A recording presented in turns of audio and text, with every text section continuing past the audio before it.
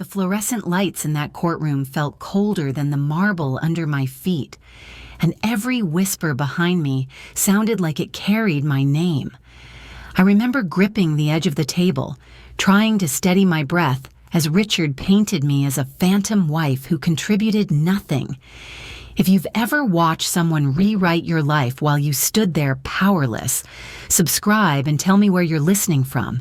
You're not alone in moments like these. The judge barely looked up, already convinced of who I was before I even opened my mouth. Humiliation washed over me, sharp and metallic, but beneath it was something else, a heat I hadn't let myself feel in years. That was the moment everything started to unravel. I remember sitting there in that cramped courtroom in Columbus, feeling the air grow heavier every time Richard opened his mouth. It was strange how a place meant for fairness could feel so tilted, so predetermined. I listened as he painted me as someone who floated through our life without purpose, someone who contributed nothing to the empire we built together. Hearing him say it so smoothly, as if it were simply the truth, hit me harder than I expected. It was the ease of it that cut the deepest. And then the judge leaned in, nodding along in that quiet, familiar way I had seen all afternoon, favoring him, dismissing me, treating me as if I were an inconvenience instead of a woman who had given decades of her life to something that bore his name. I felt a sting of humiliation crawl up my spine, not because their version of me was true, but because I had let it stand for so long. In that moment, it was like watching years of erasure solidify right in front of me.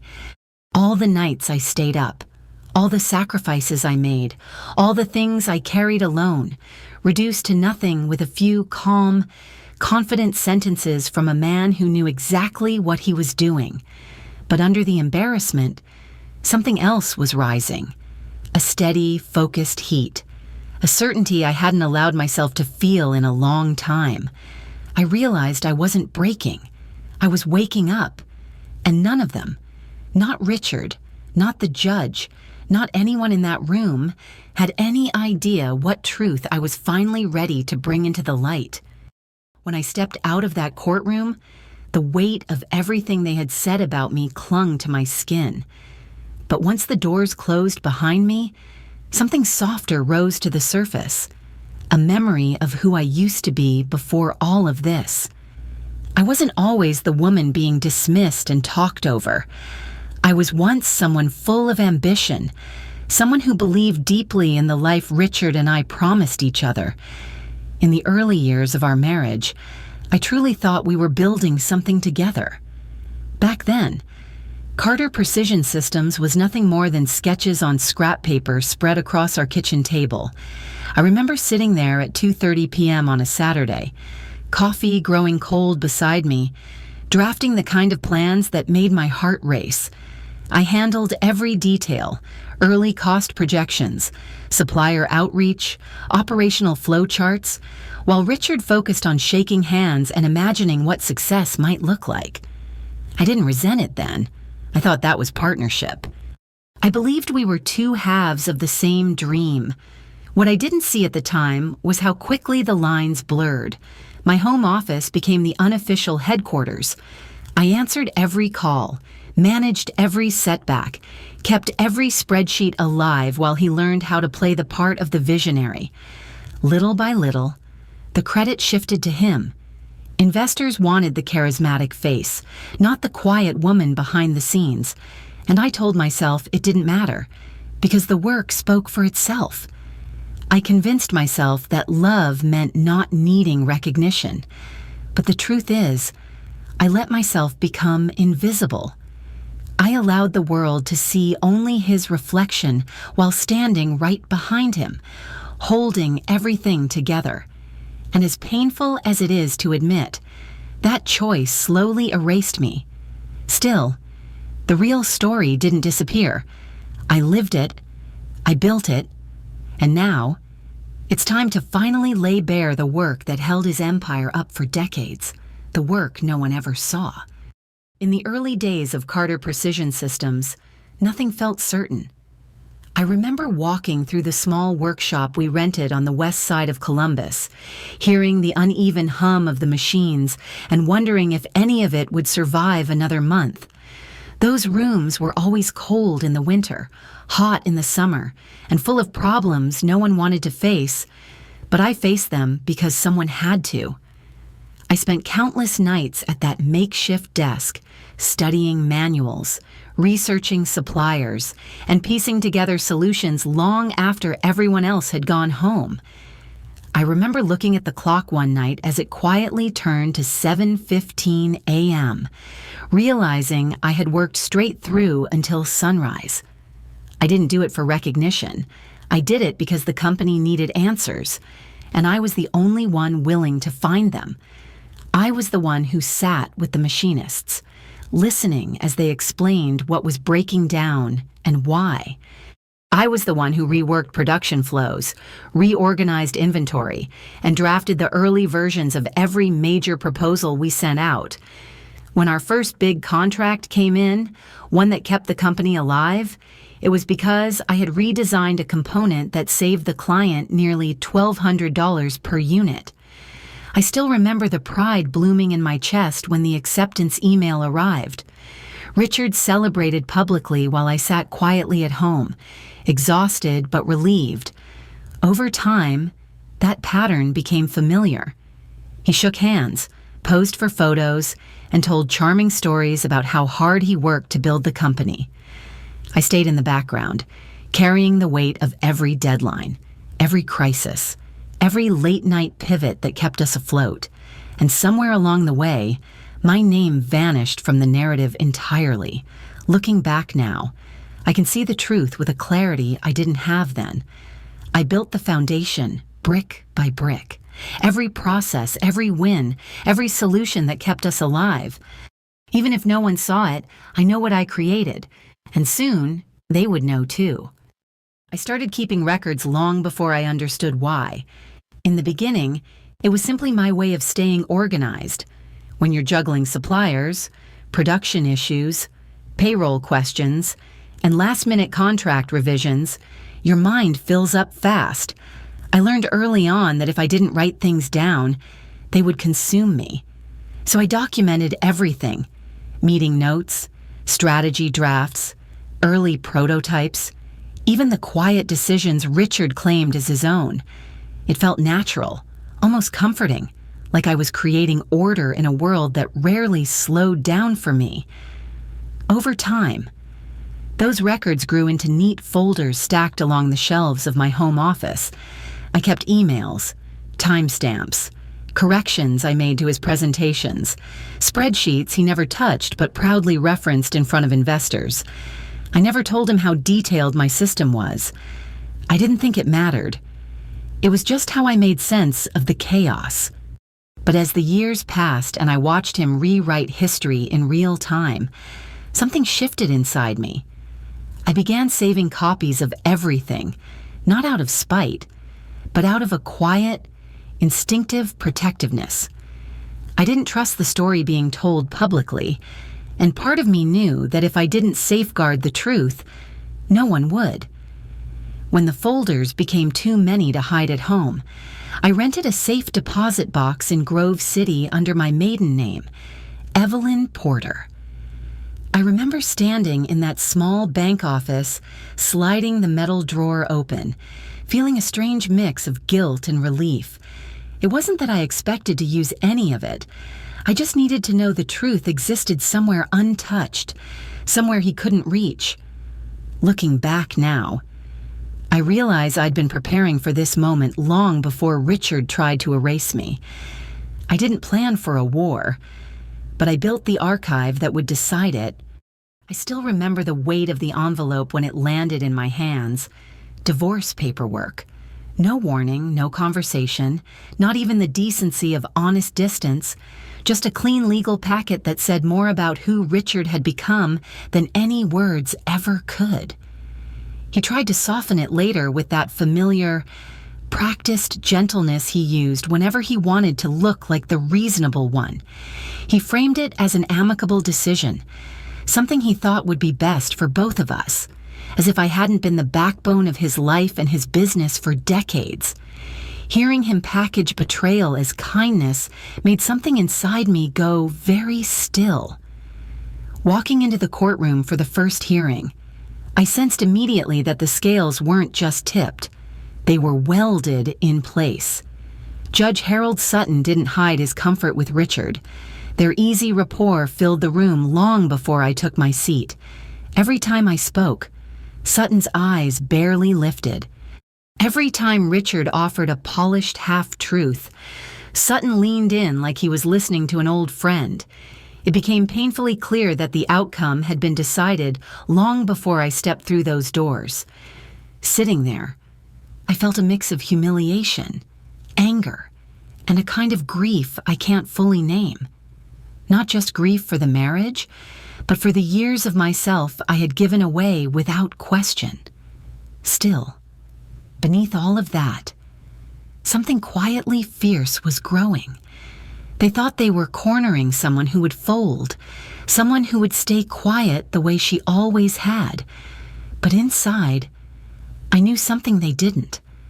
I wasn't powerless, and the truth I had carried for years was about to find its moment. Sitting in that courtroom, watching Judge Sutton lean toward Richard with that familiar ease, I felt the same sting I'd carried for years. But this time, the helplessness didn't last. Beneath all the tension and humiliation, I held a truth none of them knew, one that changed everything about how I saw the moment unfolding. My connection to Agent Naomi Ruiz began years earlier, during a routine compliance audit at our facility.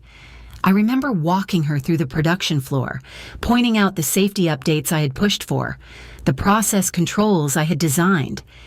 She noticed immediately that the paperwork Richard claimed to handle was written in my voice, my structure, my systems.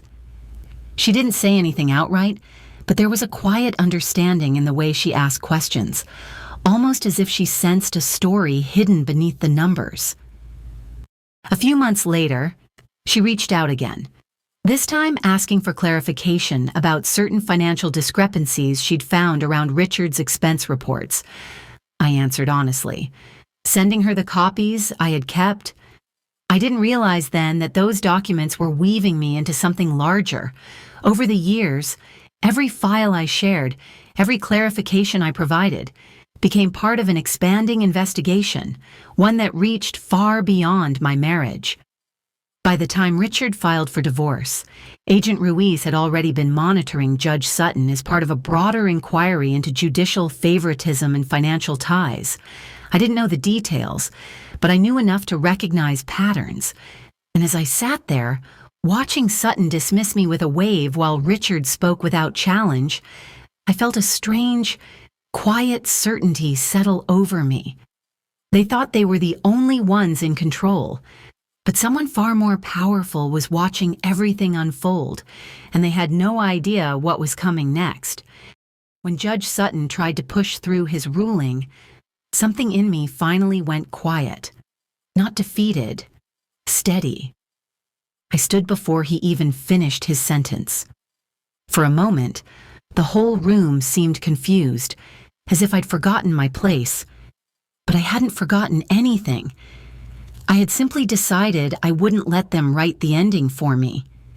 As I rose, I felt the weight of every year I had spent behind Richard's shadow, every long night at my desk, every document I had saved because something deep inside me knew this day might come. I thought about the version of myself I used to be, silent, accommodating, hopeful. And then I thought about the woman standing there now. I didn't tremble. I didn't shrink. I just breathed. I reached into my bag and closed my fingers around the small flash drive I'd carried for weeks. It held the truth, emails, contracts, drafts, time-stamped files, and every correction I had ever made while Richard took the credit. When I placed it on the table in front of me, I didn't have to explain much. The silence did the work. I watched Richard's confidence flicker, then crack. His eyes darted between the judge and the bright red drive like it was a live wire. That was the first shift. The second came when the doors opened. Agent Naomi Ruiz entered with two other officers, their presence slicing through the courtroom like cold air. I saw Sutton's face drain of color the moment he recognized her. Richard's breathing changed, shallow, uneven.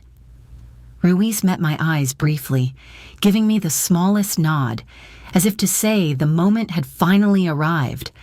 As they approached the bench, everything moved in slow motion.